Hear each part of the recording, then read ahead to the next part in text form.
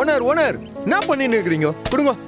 என்ன அபாசனான உடம்பு இதெல்லாம் தூக்கலாமா நீங்க? ஹெவியான ஒர்க்லாம் பண்ணக்கூடாது நீங்க. இப்பதான் உங்களுக்கு அபாசனே ஆச்சு. உங்க உடம்பு எவ்வளவு வீக்கா இருக்கும், அதுக்குள்ள இந்த ஹெவியெல்லாம் தூக்கலாமா? என்ன ஓனர் ஓனர், வேலை செய்யறதுக்கு தான் எத்தனை பேர் இருக்கிறோம்ல. நீங்க போய் ஓரமா உட்காருறீங்களா? போங்க. இல்ல சத்யா, இந்த வீடு எங்க அப்பாவோட ஒரு தலைமுறை கனவு. இந்த வீட்ல என்னுடைய கான்ட்ரிபியூஷனும் ஏதாவது இருக்கணும்னு நினைக்கிறேன். அதனால வந்து சித்தால் வேலை செய்யணுமா என்ன? ஓனர், உங்க பிளான்ல தானே இந்த வீடை கட்டுறாங்க, அப்புறம் என்ன ஓனர்?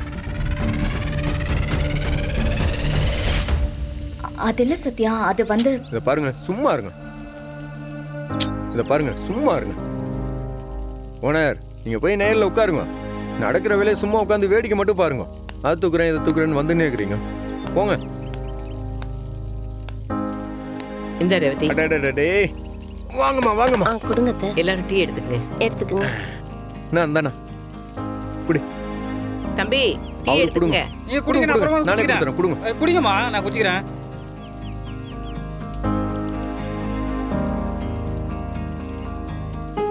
டேய் முருகா, நீ என்னடா பண்றீங்க?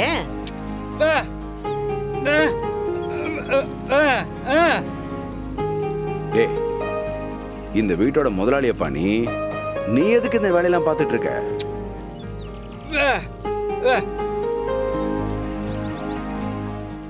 அது வந்து எல்லாரும் படிச்சிருக்காங்க, சம்பாதிக்கிறாங்க, அவங்களால பணம் கொடுக்க முடியுது.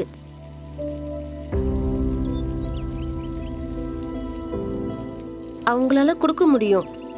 ஆனா நாங்க அப்படி இல்லைல்ல.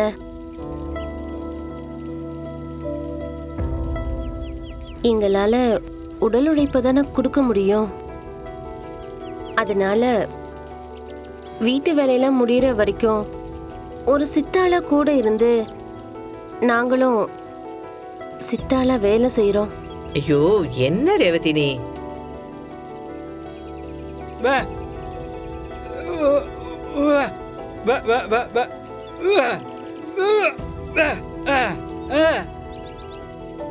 யோ, நான் எவ்வளவோ சொல்லி பார்த்துட்டேன், அண்ணன் எதுவுமே கேட்கவே மாட்டேங்கிறாரு. ஆனா ஒண்ணுண்ணே, இந்த கோயில்லாம் கட்ட சொல்ல இந்த சிலைலாம் செய்வாங்கல்ல, அவங்க பேர்லாம் கோயில் வெளிய சிற்பி இவர் தான் அப்படின்னு சொல்லிட்டு செதுக்கி வைப்பாங்க தெரியுமா? அதே மாதிரி தானே இந்த பில்டிங் கட்டி முடிச்ச உடனே கண்டிப்பா உன் பேரை சும்மா கல்வெட்டா பொறிச்சு வச்சிடும். நான் விளையாட்டுக்கெல்லாம் சொல்லல, நான் ரொம்ப சீரியஸா சொல்லுகிறேன். இதை நான் செஞ்சே தீர்வேன், கட்டாயமா செய்வேன். ஓனர் கரெக்ட் தானே? எல்லாம் சரிதான் சத்யா. ஆனா என் பேரு ஓனர் நான் அப்படி சொல்லிட்டீங்க. உங்க பேர் ஒவ்வொரு செங்கலையும் செதுக்கி எழுதுறேன் ஓனர். ஓஹோ, அப்ப எங்க பேர் இல்லையா? ஐயோ, என்னது இது, பெரிய பிரச்சனையும் போல இருக்குதே. சரி, இதுக்கு ஒரு சொல்யூஷன் இருக்குது. ஒரு பிரச்சனை கிடையாது, ஒரு பெரிய கிரானைட்டா வாங்குறோம்.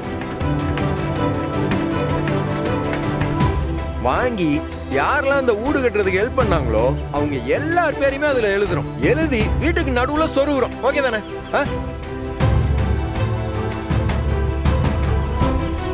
சரி சரி, வெயில் அடிச்சிட்டு இருக்கு, எவ்வளவு நேரம் வேலை பார்ப்பீங்க? கொஞ்ச நேரம் நேரில் உட்காந்து ரெஸ்ட் எடுங்க. வாங்க. என்னம்மா நீங்க வழக்கமா வேலை முடிஞ்சாலும் இன்னும் அரை மணி நேரம் வேலை செஞ்சிருப்போன்னு சொல்ற முதலாளியை தான் நான் பார்த்திருக்கேன். ஓனர் உங்களை சொல்ல. ஆனா நீங்க என்னம்மா இப்படி இருக்கிறீங்க? டேய்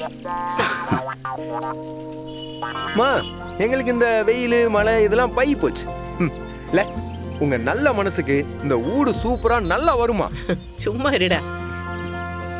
அஞ்சலி, போமா போய் நிழல்ல உட்காந்து ரெஸ்ட் எடுப்போம். சீக்கிரமா வேலையை முடிச்சிட்டு வாங்க, நான் மத்தியானம் சாப்பாட்டுக்கு ரெடி பண்றேன். இல்ல அஞ்சலி, ஒரு முக்கியமான விஷயமா. ஓ, இப்போ வக்கீல வச்சு மிரட்டு போறியா என்ன? என்ன என் மேல கேஸ் போட போறியா? அப்படியெல்லாம் பண்ணா நான் உன் கூட சேர்ந்து வந்து வாழ வந்துருவனா என்ன? இல்ல அஞ்சலி, அதெல்லாம் நடக்கவே நடக்காது. மரியாதையா வெளியே போ. நான் உன் கூட சண்டை போடவோ இல்ல உன்னை கொடுமைப்படுத்தவோ இங்க வரல. நான் என் வாழ்க்கையில நிறைய தப்பு செஞ்சிருக்கேன். அந்த தப்பெல்லாம் என்னால முடிஞ்சதை மட்டும் கொஞ்சம் கொஞ்சமா திருத்திக்கிட்டு இருக்கேன்.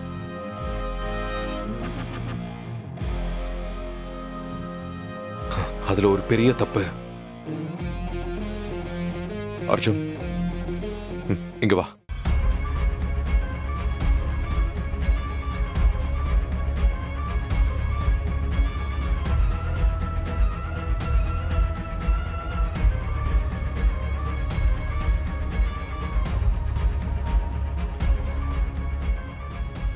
நீ கூட வர்றதுக்கு தயங்குறல்ல? நான் உனக்கு இதுவரை பண்ண துரோகத்துக்கு எல்லாத்துக்குமே என்ன மன்னிச்சிரு. ஆனா நான் உன்னோட சொத்தை எல்லாத்தையும் பறிச்சுட்டு நான் சொகுசா வாழ்ந்துகிட்டு இருக்கேன். அந்த சொத்தை நான் எவ்வளவு உரிமை கொண்டாடினாலும், அதுல எவ்வளவுதான் என்னோட உழைப்பு இருந்தாலும், அது என்னோட அடையாளமே இல்லை. அதான் அந்த சொத்தை திரும்பவும் அர்ஜுன் கிட்டே ஒப்படைச்சிட்டு மன்னிப்பு கேட்கலான்னு வந்தேன்.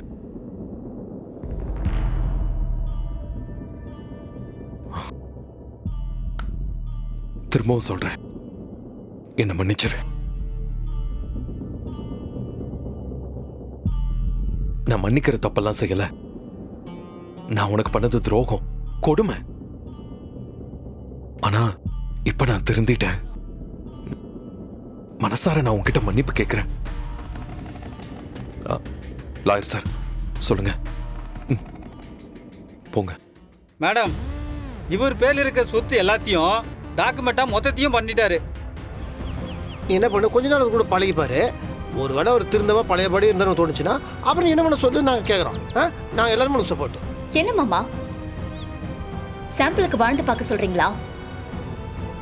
அவன் கூட வாழ்ந்ததெல்லாம் எனக்கு போதும். நான் அனுபவிச்ச கஷ்டத்தை இப்ப வரைக்கும் யாரும் அனுபவிச்சிருக்க மாட்டாங்க. அந்த அளவுக்கு வரைக்கும் என்ன சித்திரவதை பண்ணிருக்கான். அவன் நல்லது பண்றன்னு என் பக்கத்துல வந்தா கூட அவன் பண்ண டார்ச்சர் தான் எனக்கு ஞாபகத்துக்கு வருது. ப்ளீஸ் மாமா, எனக்கு ஏதாவது செய்யணும்னு நினைச்சீங்கன்னா அந்த மகேஷை பத்தி யாரும் எதுவும் பேசாதீங்க. ஓனர், நான் சொல்றேன்னு தப்பா எடுத்துக்காதீங்க. நானே குஸ்ட்டு ரவுடி மாதிரி தெருவில் சுத்தின்னு இருந்தவன். உங்களால தானே இன்னைக்கு மனுஷனாவே மாறி நிற்கிறேன். ஓனர், நான் திருந்திட்டேன்னு நீங்க நம்புறீங்களா ஓனர்? என்ன மாத்த சொல்ல அந்த மகேஷை மாற்ற முடியாதா என்ன?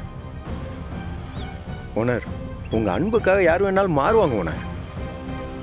எனக்கு தெரிஞ்ச வரைக்கும் மகேஷ் கம்ப்ளீட்டா மாறிட்டார் ஓனர். அவருக்கு நீங்க ப்ளீஸ்